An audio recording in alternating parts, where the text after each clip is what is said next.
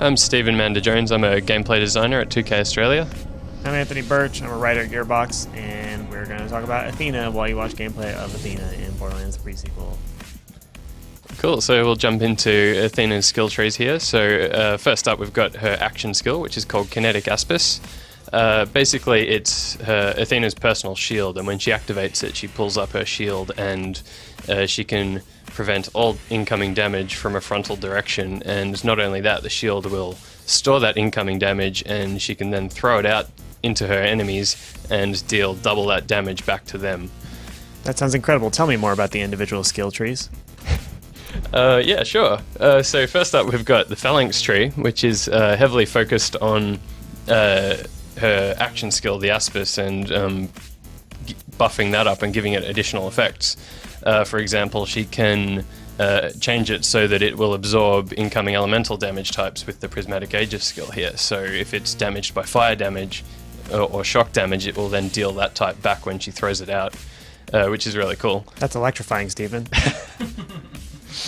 There's also some really good co-op buffs in this skill tree, so if you're playing with friends, you've got nice ways to sort of protect your friends, heal them, pull them out of fight for your life, or draw aggro from the enemies back onto Athena. So if you're playing like with a partner or in a group, this is a really good skill tree for that. The capstone skill of this one is also really cool. It's called Wrath of the Goddess here. It basically allows the Aspis to jump to additional enemies when she throws it.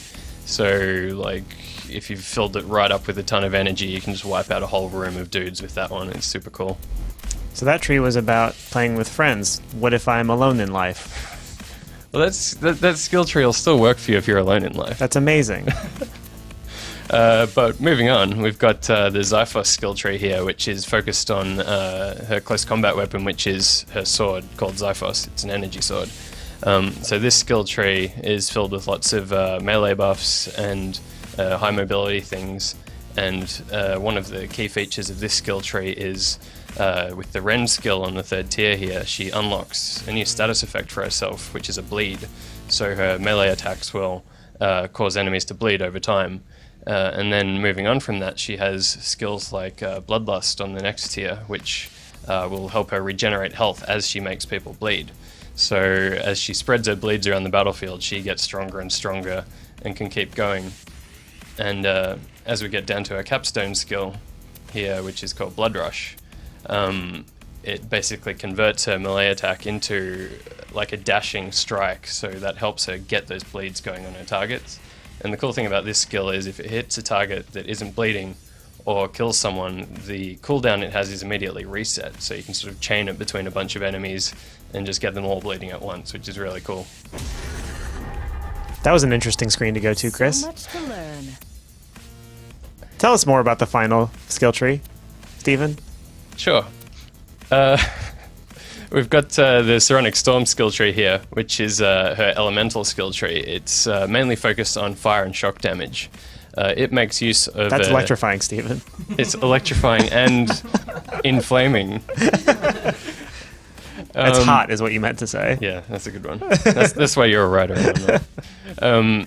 It makes use of a stacking mechanic using Maelstrom, which, as you deal fire and shock damage, you generate Maelstrom stacks, which increase your elemental damage output, and these stacks constantly decay over time, but that rate of decay increases as you build up more. So basically you get these big spikes of power as you generate your stacks.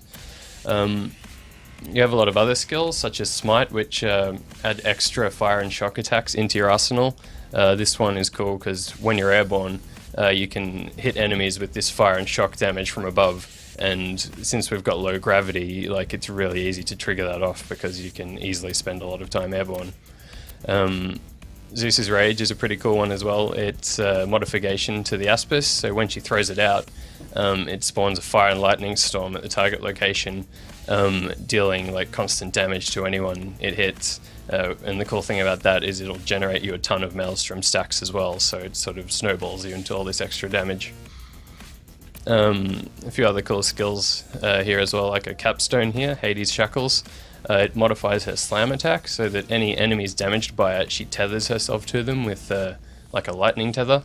and if she keeps that tether without breaking it until the end of the duration, any tethered enemies release a fire nova, which hurts more people, generates more maelstrom stacks, and she even gets bonus maelstrom stacks on top of that. So you really want to make use of your slam and hit as many people as you can and really get a big spike in your maelstrom stacks from that one. I might like to see that skill. Cool, well, I think we could pick that up. That's not how you spend skill points, you big dumb idiot. There you go. Yeah, well, what you're noticing there is the slightly irregular layout here. In the first tier, we've got 4 points and then 1 because it basically makes the Maelstrom skill compulsory to advance further down the tree. Kind of similar to what players would have seen with the Necromancer's ordered Chaos tree in Borderlands 2. Yeah, we'll just grab a few other skills to go with it. Looks like we're ready to go.